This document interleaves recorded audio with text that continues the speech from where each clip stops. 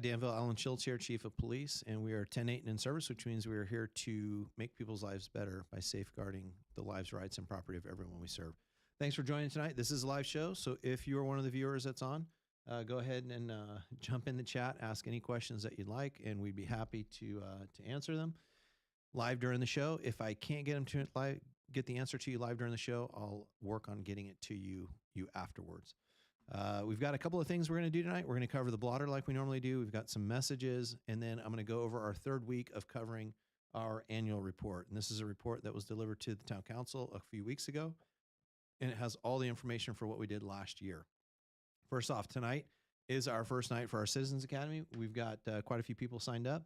It'll be our first academy in the new building. If there are people that would still like to join, I think we have one, maybe two spots left open, and we can accommodate that. So if you're interested, give me an email, let me know, maybe a phone call. All right. Huge thing that's going to happen tomorrow. Very big. All right. So Diablo Road is going to be closed tomorrow, and this starts tomorrow and it's going to run for 3 weeks. So this starts on March 23rd. And is going to run all the way through April 13th. And this is the road section of Diablo Road between Alameda Diablo and Avenida Nueva. And if you look at the map here, there is no through traffic through Diablo. We're asking everyone that usually goes this way to go to or from the freeway and then to the Blackhawk area to please use Camino Tasera. Do not go through the community. That road will be closed. It is a solid 24 hours a day, 7 days a week, hard closure, both directions. The road will not be open. There is no, hey, I live right there. That it can't happen. We've done it. We've selected this time because we believe it is the best time to do it, and it's taken into consideration spring breaks and things like that. So we're hoping, we know that it's going to be an inconvenience. We understand that, but we're trying to minimize that. And our traffic engineers will be out there. We'll have some traffic officers that are assigned in that area, and they're going to monitor the traffic and see if there are things they can adjust to make improvements to the road closure. But what we're asking people to do is, unless you live in that area, stay clear. There is no through traffic. Please find an alternative route. We've been putting messaging out with signboards, through social media, through everything that we possibly can to let people know that that road is closed. So if you know someone that travels that road, please let them know that the road is going to be closed starting tomorrow, and they should make alternative reservations. Okay, so FEMA All Hazards Guide, please download this. This is a great guide and will help to, let me pull that off. Pull this away. Okay, so the FEMA All Hazards Guide has checklists for those things that are very infrequent that happen but carry a great amount of risk. Wildfires, earthquakes, pandemics, those sort of things that we really don't want to think about every day, but we should spend a little bit of time to think about on what we can do to prepare. And then should one of those events happen, what are we going to do and how would we be safe after? It's very simple advice. There's nothing that is going to be very technical in it, but it's just what can you do to prepare yourself. And you can see here's an example for what to do during a wildfire to make sure that you're safe. Also, go ahead and sign up for our community warning system alerts, and also go ahead and download our wildfire preparedness and evacuation guide. The guide will help you. Actually, let me show up. The guide will actually help you have a plan for your house, clear defensible space, make sure that you know what it is that you need to do, and that you and your family and your pets can all be prepared should a disaster happen. They're very good kits. I'll tell you personally, I've just downloaded them. I review them. Most of the things that you would do to prepare for an emergency are usually all the same. It's have preparations for your special needs. If you're diabetic, if you have someone with functional needs or mobility issues, how do you get them out of the house? And prepare your house itself. During this last power outage, the power went off in my house, and my wife was amazed that when she pushed the garage door opener button, that the door actually opened. And that's because the particular garage door opener that we have has a battery backup. So if my only car is inside the garage and I have to get out, I need to make sure, one, do I have a battery backup on it? Do I know how to pull the emergency handle and then lift the garage door manually? And if I'm not capable of doing either of those things, maybe I should consider parking at least one car outside of the garage so that should there be an emergency, I know that I can get out. All right, again, if you have any questions, go ahead and add them to the chat. We're going to go over our community crime map right now. You can always check this out anytime you'd like. Just go to communitycrimeapp.com. You can find out all crime and all the reports that we take. You can also set up alerts for yourself, and you can get sexual offender registry information. The collisions, not too bad on collisions last week. We did have 3 of them in one day, so if we could have wiped that day off, we would have been much better. On the 14th, we had a non-injury collision on Brookside Drive and Sycamore Valley Road. On the 17th, we had a non-injury collision on Myrtle Beach Lane. And if you're looking at the map, the non-injury collisions will always be green, and the injury collisions will be the yellow. So on the 17th, we also had an injury collision on Diablo Road and Front Street. That's downtown. And then another one on the 1100 block of Greenbrook Drive. That's just south of Sycamore on Greenbrook. So not bad. For Part 1 crimes, these are homicide, rape, robbery, aggravated assault, burglary, theft, and vehicle theft. No violent crimes that week. We did have 1 burglary. Actually, I take it back. We had 2 burglaries. That number's wrong. And then we had 4 thefts and 1 vehicle theft.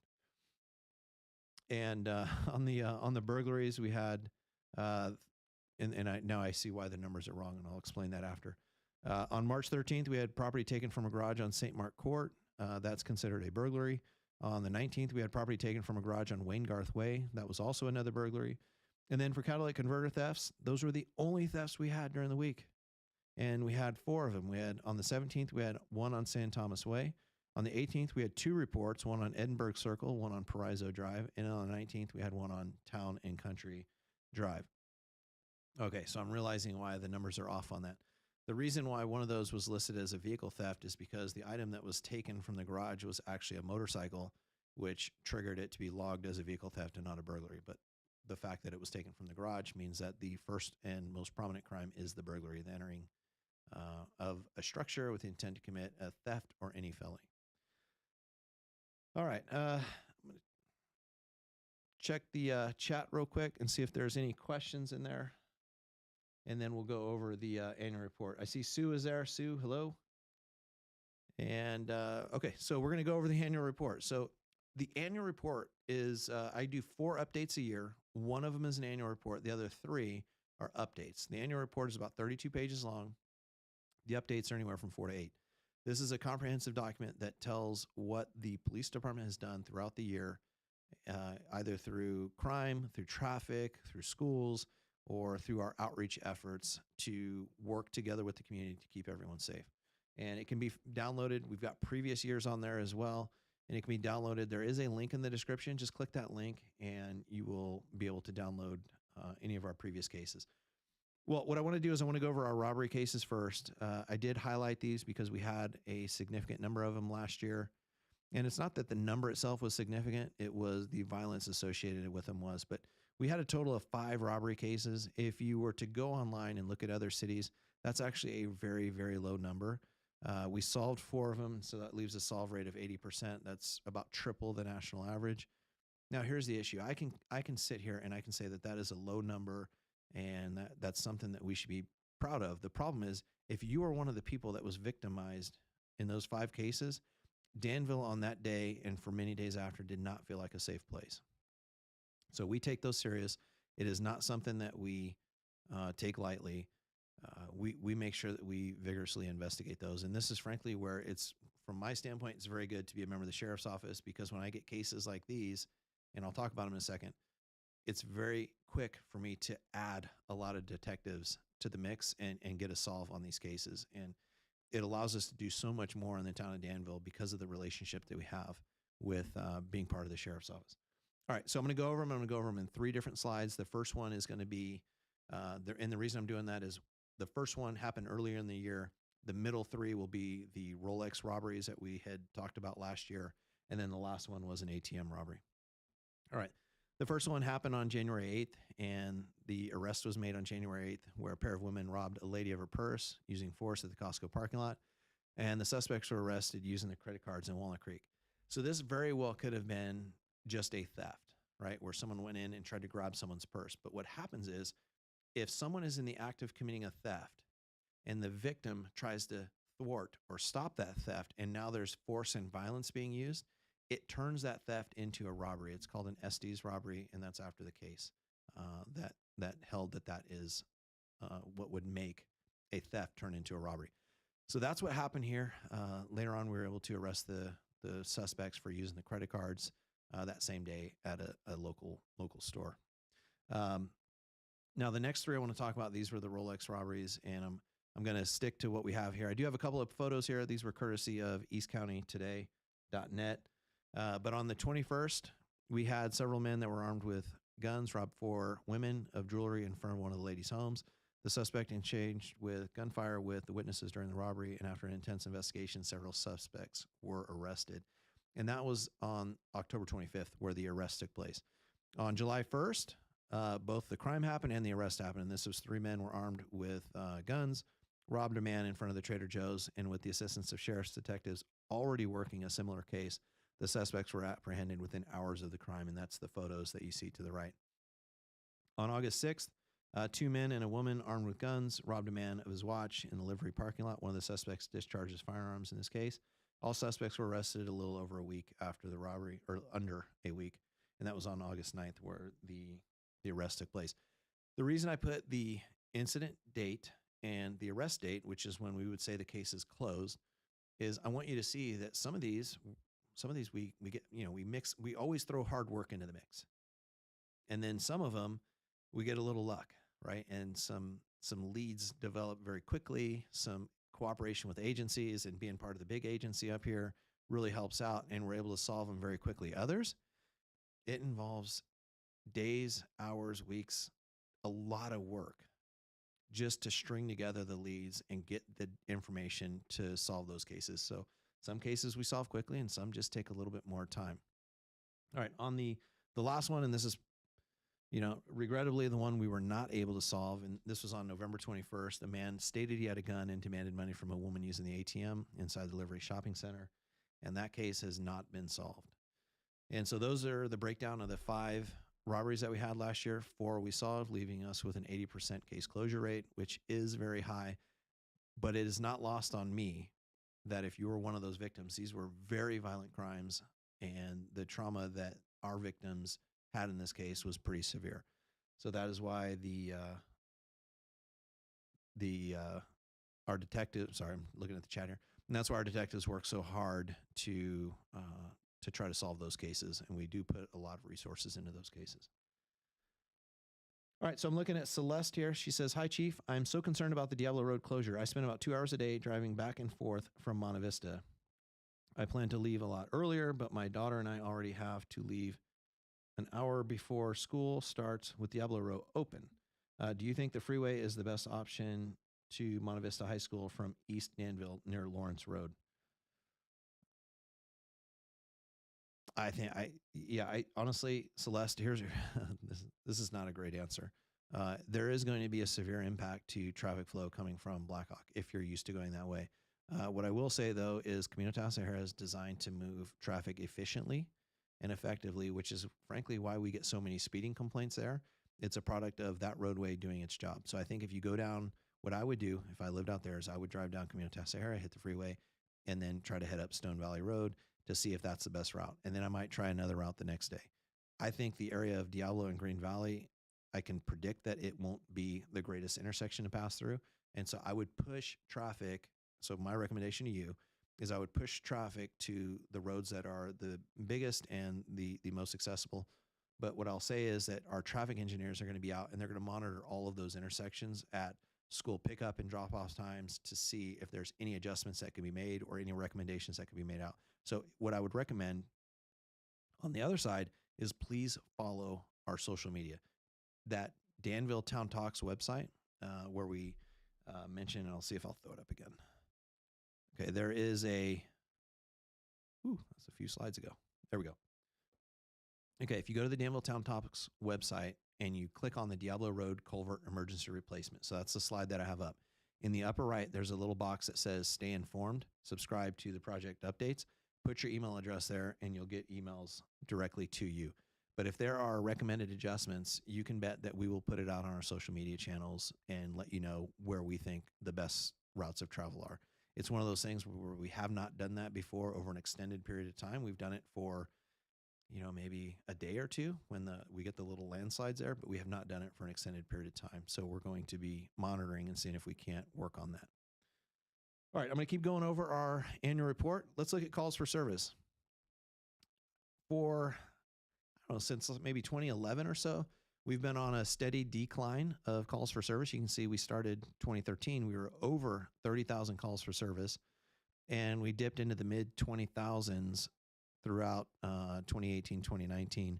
And then predictably during the pandemic, 2020, 2021, our calls for service dropped off quite a bit, down to 16 and 15. And we raised it a little over 4,000 additional calls for service last year. So we're kind of getting back into it. And if we look at our top 10 calls for service and we compare it over last year, you can see that a lot of it is actually the proactive work of the police officers. And so if you look, the number one call for service was actually a traffic stop. And so the officers logged 33, almost 3,400 traffic stops last year, when the year before it was a little less than 1,000. So that's a pretty big jump. And then a security check, that's another proactive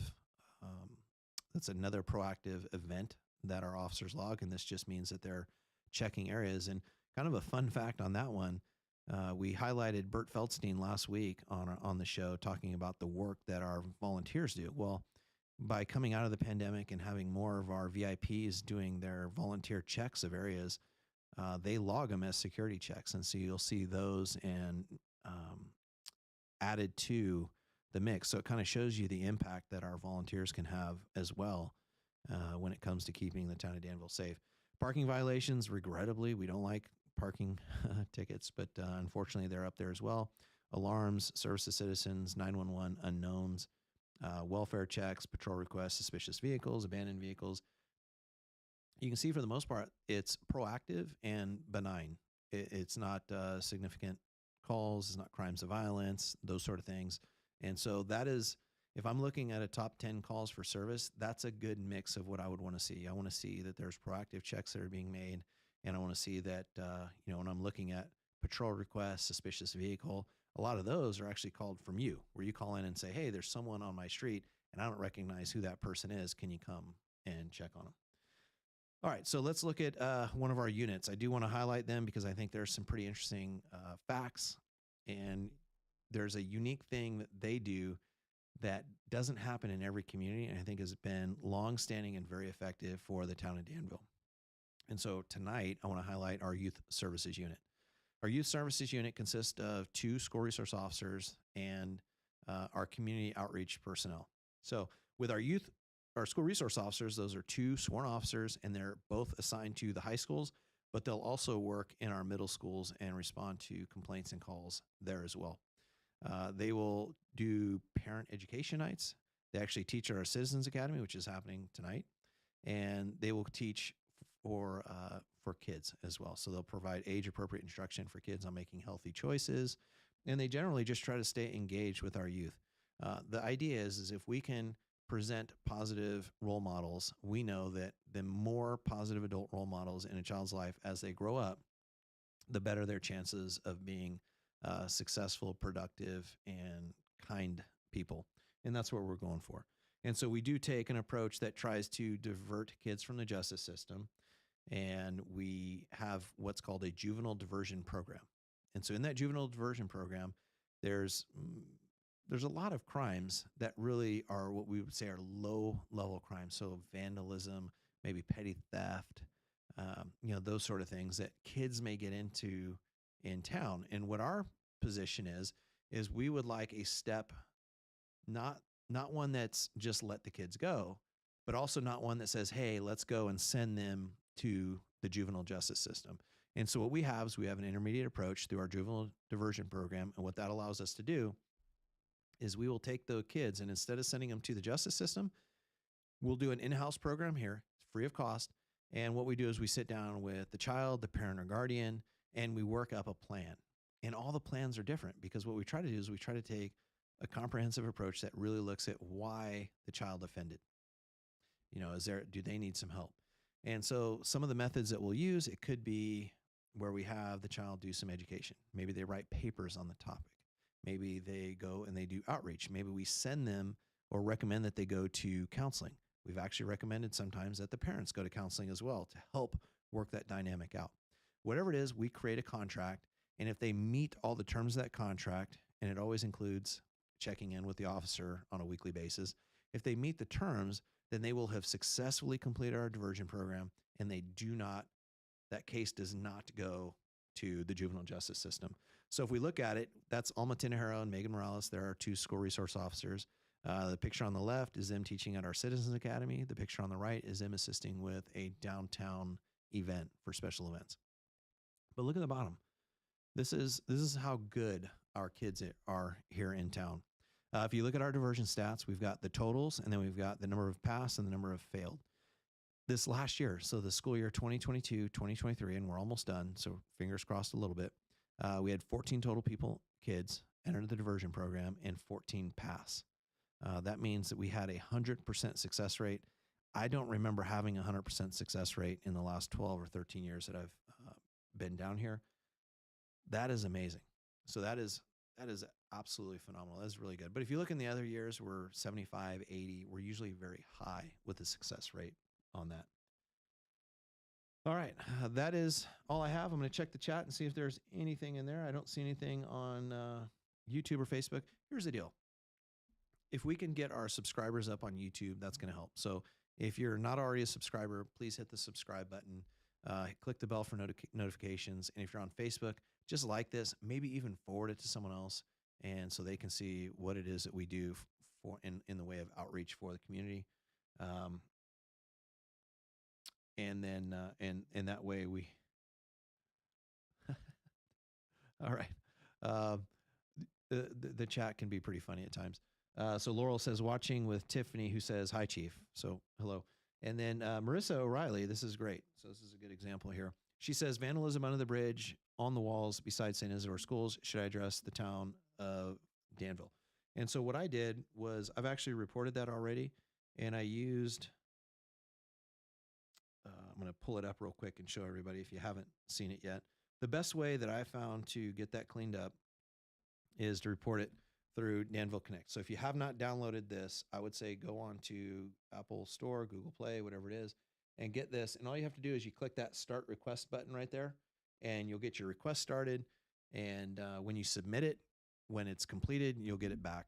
And I will say this, the flood control that is in charge of that section, and Caltrans, which is the other area where I've reported some of the vandalism, they're really backed up, and they are working getting on it. So what I'll do is I'm going to make a note, and I will double check the vandalism on that. But you can consider that one already reported, and we are working on it. And that goes for street lights out, malfunctioning lights, anything like that. Anything that you think needs to be fixed in the town, go ahead and let us know through the Danville Connect app. And it's kind of a CRM type system where we can track it and get back to you. All right. Okay. We've talked about a lot, but Diablo Road's going to be closed, and it's closed at Alameda Diablo to Avenida Nueva, begins March 23rd, tomorrow. So tomorrow morning, it will be closed. If you're trying to get to Monte Vista from the Blackhawk area, you're not going to be able to get through. And so that is a full 24/7 road closure of Diablo Road to replace a culvert that's eroding the road. And that's going to be between Alameda Diablo and Avenida Nueva. So please make sure to avoid that. Download the FEMA All Hazards Checklist. It's a way to stay prepared. And then also download the community or the Wildfire Preparedness and Evacuation Guide. And then log in and get alerts from the community warning system over at the sheriff's office.